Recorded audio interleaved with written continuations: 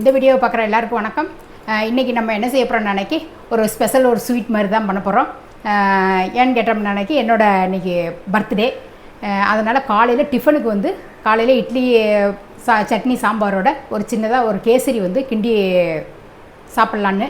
அதனால் அந்த கேசரியை வந்து உங்களுக்கு வந்து எப்படி செய்யலாம், எப்படி சிம்பிளாக எவ்வளோ ஈஸியாக செய்யலாங்கிறத, எந்த அளவுகளோட போட்டால் கரெக்டாக இருக்குங்கிறத பக்குவத்தோடு நான் செஞ்சு காட்டுறேன்.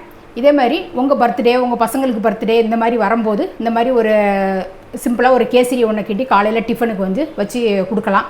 இந்த கேசரியை வந்து எப்படி செய்யலாங்கிறத பார்ப்போம். வந்து அக்கா சமையலரை வந்து சப்ஸ்கிரைப் பண்ணி வச்சுக்கோங்க. அடுத்து வந்து இந்த மாதிரி டிஃபனை சாப்பிட்டு முடிச்சுட்டு ஒரு கோவிலுக்கு ஒன்று போகலான்ட்டு இருக்கோம்.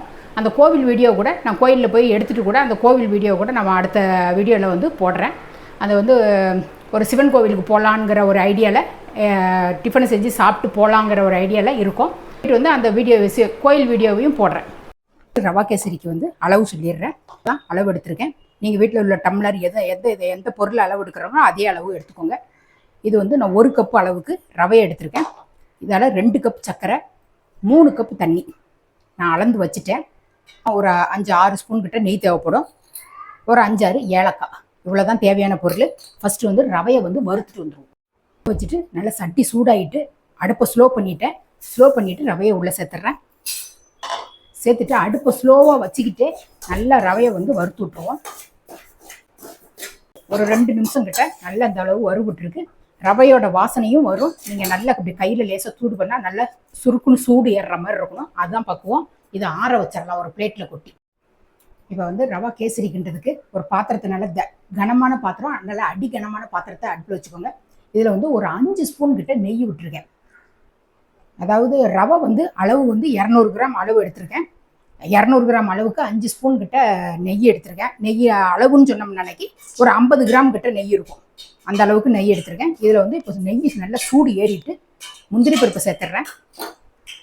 முந்திரி பருப்பு நல்லா வறுபட்டு வரட்டும். ஒரு கொஞ்சம் காஞ்சி திராட்சை, அதுவும் நல்லா பொரிஞ்சு வரட்டும். முந்திரி பருப்பும் திராட்சையும் நல்லா வெந்து வந்ததுக்கப்புறம் இப்போ வந்து அளந்து வச்சிருந்த தண்ணியை சேர்த்துறேன். அடுப்பை வந்து தண்ணி சேர்க்கும்போது நல்லா ஸ்லோவாக வச்சுக்கோங்க. கொஞ்சம் ரெட் கலர் வந்து சேர்க்குறேன் உள்ள, சும்மா லைட்டாக ஒரு பிஞ்சு அளவுக்கு ரெட் கலரு, உங்களுக்கு விருப்பப்பட்ட கலரை வந்து சேர்த்துக்கோங்க. வந்து ஒரு 1/2 டீஸ்பூன் கிட்ட ஏலக்காய் தூள் சேர்த்துட்டு இதை நல்லா கலந்து விட்டுருவோம். கலந்து விட்டு நல்லா தண்ணி வந்து நல்லா கொதிச்சு வரட்டும். அதுக்கப்புறம் பார்ப்போம்.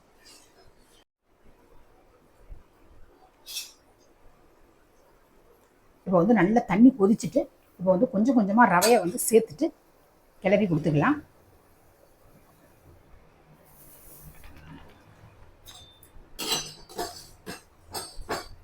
போட்டுட்டு உடனே கிண்டி விட்டுருங்க, இல்லைனாக்கி கட்டி பிடிச்சிடும். அதனால் இப்படி அடுப்பை வந்து இந்த டைமில் வந்து நல்ல ஸ்லோவாக்கிடுங்க. அப்போ தான் ரவை வந்து நல்ல வெந்து வரும். ரவையில் உள்ள தண்ணியெல்லாம் இழுத்து இந்த மாதிரி வெந்து வந்துட்டு இந்த அளவுக்கு கெட்டியானவொன்னே இப்போ 2 கப்பு சர்க்கரையை வந்து உள்ளே சேர்த்துருவோம். சேர்த்துக்கிட்டே அப்படியே கிண்டி எடுத்து விட்டுறணும்.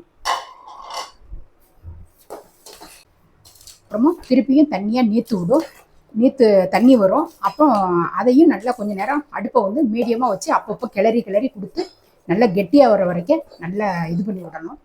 இந்த மாதிரி இப்போ வந்து இந்த கேசரி வந்து நல்லா கெட்டியாகிடுச்சு. இந்த அளவுக்கு இருக்கும்போது லாஸ்ட்டாக ஒரு 2 ஸ்பூன் கிட்ட நெய்யும் சேர்த்துட்டோம் அப்படின்னு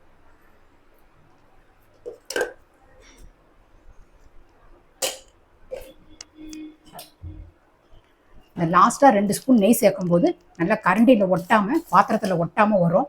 அதனால் இந்த 2 ஸ்பூன் நெய்யை சேர்த்துட்டு இந்த திக்னஸ் வந்து இந்த அளவுக்கு இருக்கணும். அப்போ தான் ஆறுன அன்னைக்கு கரெக்டாக வரும். நம்ம அடுப்புலையே வச்சு நல்லா கிண்டி கட்டியாக ஆக்கிட்டோம் அப்படின்னு நம்ம அன்னைக்கு கேசரி வந்து டேஸ்ட் நல்லா இருக்காது. இந்த அளவுக்கு இருக்கும்போது நம்ம வந்து அடுப்பை ஆஃப் பண்ணிடலாம். நெய்யும் சேர்த்தாச்சு, எல்லாமே சேர்த்தாச்சு. இப்போ கேசரி வந்து ரெடி ஆகிடுச்சு. அடுப்பை ஆஃப் பண்ணிடுறேன். கேசரியை செஞ்சதை பார்த்துருப்பீங்க. இதே மாதிரி நீங்களும் உங்கள் வீட்டில் எதனா ஒரு சின்ன ஃபங்க்ஷன், எதனா இப்போ பிள்ளைங்களுக்கு பர்த்டே வரும்போது நீங்களும் செஞ்சு சாப்பிடுங்க. சும்மா சாதாரண நாள்லேயும் வெறும் வெள்ளிக்கிழமை ஆனால் கூட ஒரு சாமிக்கு கூட செஞ்சு வச்சுட்டு கூட நம்மளும் சாப்பிட்டுக்கலாம். இதே மாதிரி அடுத்த ஒரு சூப்பரான ஒரு வீடியோவில் நான் உங்களை சந்திக்கிறேன். நன்றி, வணக்கம்.